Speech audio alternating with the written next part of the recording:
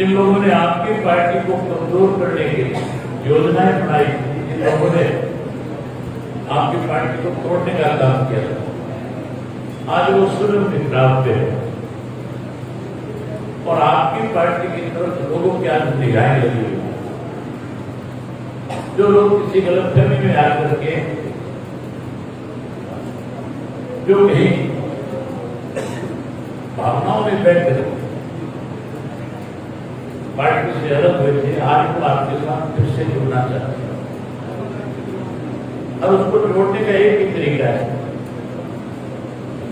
कि पार्टी का कार्यकर्ता समय निकाले, अपने गांव में, अपने शहर में, अपने कस्बे में अपने पुराने साथियों से जाकर के मिले और उनको फिर से गले लगाने का काम करें, फिर से उनको पार्टी को सम्मान देने का काम करें। लोगों की दिल से इच्छा है कि आने वाले समय में इंडियन नेशनल लोकदल पार्टी इस प्रदेश में सत्ता में,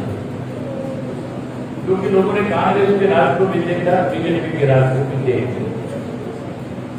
लोग 2000 से 2005 का जो आपका राज, आज उसकी हर जगह बैठ करके चर्चा करते हैं। आज तो किसी नेता का कोई इंटरव्यू होता है, उससे अगली बात पूछी जाती है कि राज कौन सा बढ़िया था, चाहे वो किसी भी पार्टी से जुड़ा है, वो भी आज खुल करके ये कहता है कि जो राज चौधरी ओमप्रकाश घोटाला के समय में इस प्रदेश में था, आज लोग फिर उसको याद कर रहे हैं। आज की तारीख में तो प्रदेश की हालत ऐसी है, इस लॉकडाउन के दौरान जहां सरकार से आप उम्मीद तो ये करते थे इस महामारी से बचाने के लिए सरकार पे अच्छे कदम उठाएगी, जहां गरीब आदमी ये मान के चलता था कि तेरे घर तक सरकार राशन पहुंचा करके तेरा पेट भरने का काम करेगी। सत्ता में बैठे लोगों ने मदद करने की बजाय उन्हें लूटने का काम किया। जो देश का अन्नदाता ये मान के चलता था कि तुझे बोनस के रूप में सरकार की तरफ से पैसा मिलेगा, उस अन्नदाता की जेब में कांग्रेस, बीजेपी और जेजेपी वालों के डाके डालने का काम किया। मुझे याद है जब इनकी नई सरकार बनी, उस वक्त धान मंडी में आया और नमी के नाम के ऊपर धान में इन्होंने लूट मचाई। उसके बाद लॉकडाउन जब लगा तो हमारा जो सरसों का इलाका है, चाहे वो विवाद का एरिया, चाहे आपके सोना का इलाका है, चाहे आपके नीचे दिवाड़ी का, भिवानी का, भद्रगढ़ का, विशाल का, फतेहाबाद का, सरसा का एरिया है, वहां के किसान को सरसों का सही भाव देने की बजाय, उसकी सरसों की खरीद करने की बजाय उसे सस्ते में बेचने में मजबूर किया। और गेहूं के अंदर तो 17,000 करोड़ रुपया केंद्र की सरकार की तरफ से प्रदेश की सरकार को मिला कि आप केंद्रीय पूल के अंदर हमें गेहूं खरीद करके दो। वो 17,000 करोड़ रुपया जो लोगों को देना चाहिए था, जो अन्नदाता को देना चाहिए था, जो किसान का पैसा था, इन्होंने 2 महीने के लिए HDFC बैंक में जमा करा दिया और 17,000 करोड़ का 800 करोड़ रुपये ब्याज बना।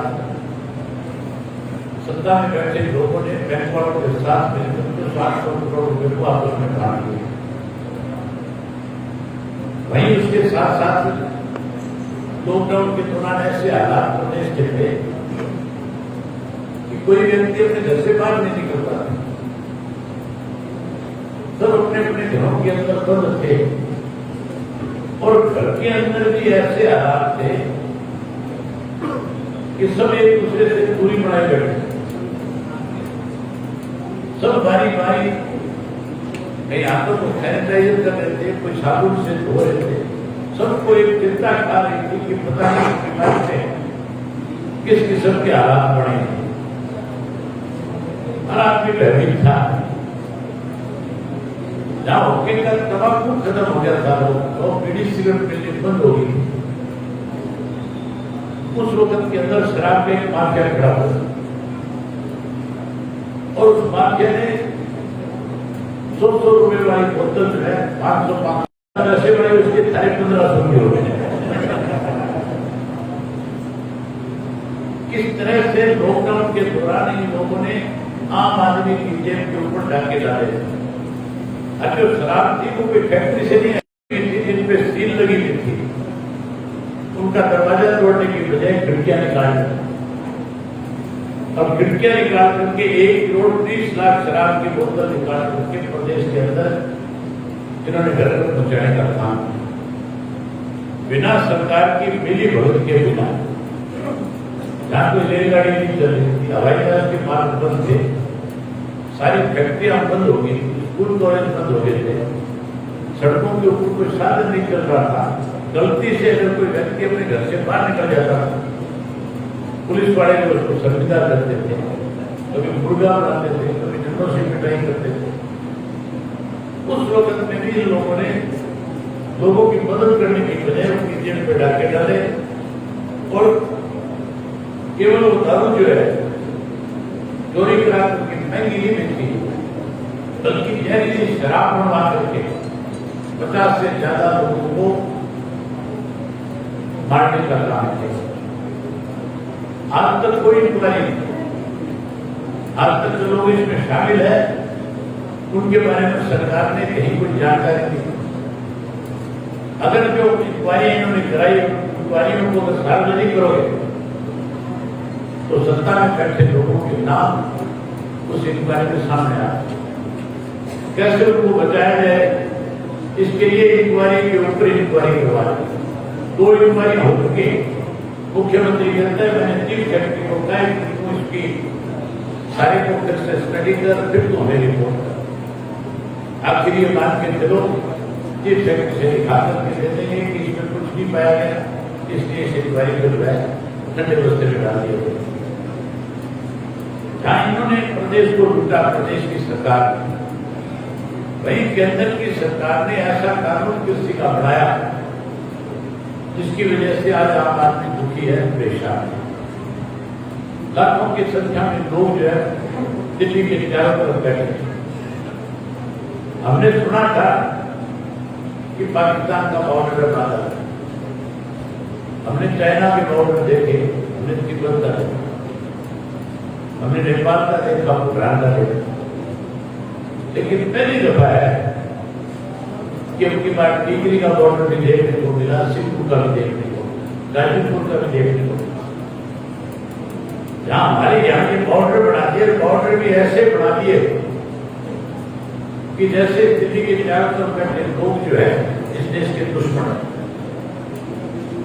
जो लोग आंदोलन कर रहे थे, जो अन्नदाता थे, जो देश का पेट भरने का काम करते हैं, भाजपा में सत्ता में बैठे लोगों ने, उन्होंने कभी उनको आतंकवादी कहा, कभी खालिस्तानी कहा, कभी सत्ता में बैठे लोगों ने कहा ये तो चाइना के पीड़ित लोग हैं, कभी ये कहा कि हमारी ताकतों ने देश में इस किस्म का आंदोलन खड़ा कर रखा है। और 300 व्यक्ति जो है इस आंदोलन के अंदर अपनी शहादत दे देते। अगर एक्सीडेंट में कहीं कोई 4 आदमी मर जाते हैं तो केंद्र की सरकार की, प्रदेश की सरकार, विधानसभा लोकसभा का सत्र जब आता है तो उनके प्रति भी श्रद्धा अर्पित करते हैं।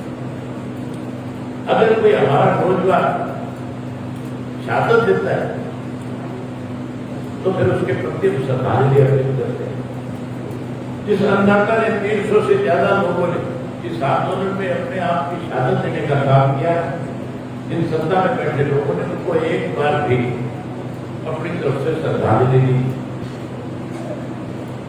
किस तरह से उस व्यक्ति की आज की हो रही है जिसने इस देश की आर्थिक स्थिति को मजबूत किया,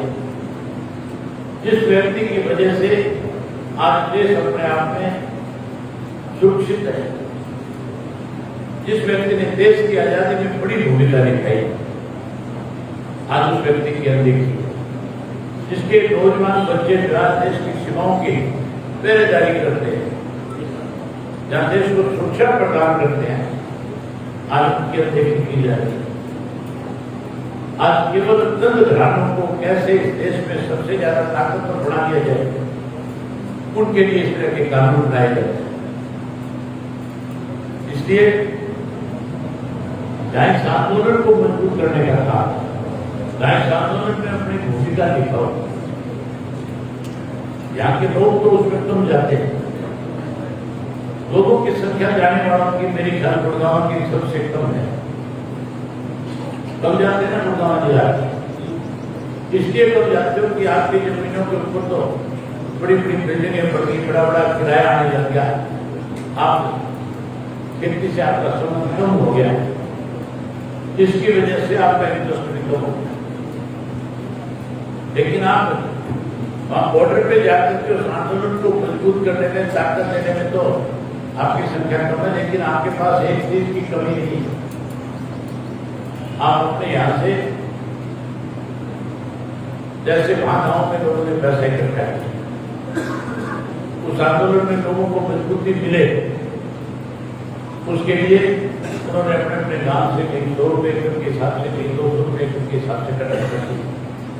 और उस पैसे को इकट्ठा करके उन्होंने अपने गांव की एक कमेटी बना दी, और उस कमेटी से जहां 10 लोगों को धरने पे बैठाया, उन 10 लोगों को खाने पीने का बंदोबस्त पूरी पैसों से कर दिया। आप भी अपने गांव से इस तरह से पैसा इकट्ठा करो। अब गर्मी का महीना है, आगे गर्मी पड़े, और वहां आंदोलन करने वाले लोग हैं जहां गर्मी से परेशान होंगे, वही मच्छर को तंग करेंगे, तो आप उनके लिए कूलर खरीदो, आप उनके लिए पंखों का बंदोबस्त करो, आप उनको मच्छरदानी खरीद करके दो। आप इस तरह के काम के अंदर अपने गांव से राजनीति से उठ करके हर व्यक्ति के पास जाओ और हर व्यक्ति से कहो कि इसमें तो अपना योगदान दे। गांव की कमेटी बना लो, गांव के 5, 7, 10 लोगों को उस कमेटी का मेंबर बनाओ, हर वो 500-700 लोग गांव से पैसा इकट्ठा करके, जो लोग आंदोलन चलाने वाले हैं, जो कमेटियां बनी हुई है, उनसे जाकर के पूछो कि आप बताओ हम यहाँ पे किस तरह की मदद आपकी करें। अगर कोई आपसे पैसा मांगे कि नगद पैसा दे दो, तो वो मत दो, उनको को नगद नहीं देंगे, हम सामान देंगे, हम सुविधा देंगे। अगर आप उनकी इस तरह की मदद करोगे तो फिर ये मान के चलो आंदोलन करने वाला व्यक्ति है, उसका हौसला बढ़ जाएगा, वो फिर इस लड़ाई को और ज्यादा मजबूती से लड़ेगा। इस देश की आजादी के लिए बहुत लंबा संघर्ष करना पड़ा, बहुत सारे लोगों ने शहादत दी थी, अब जब लोगों ने शहादतें दी, कुर्बानियां दी, आज उन लोगों को याद किया गया। आज जब इस देश की आजादी की हिस्ट्री लिखी गई तो उसमें उन सब लोगों के नाम लिखे गए हैं जिन्होंने उस देश की आजादी के अंदर अपनी तरफ से योगदान देने का काम। इस किसान आंदोलन की भी आप मान के चलो एक इतिहास लिखा जाएगा, और उस इतिहास के हर पन्ने के ऊपर हर उस व्यक्ति का नाम होगा जिसने इस आंदोलन के अंदर लड़ाई करने का काम किया, मदद करने का काम किया। मैं उम्मीद करूंगा कि जहां संगठन को मजबूत करने के लिए पार्टी के लिए समय निकालो, वही इस आंदोलन को मजबूत करने के लिए उनकी मदद करने का काम है।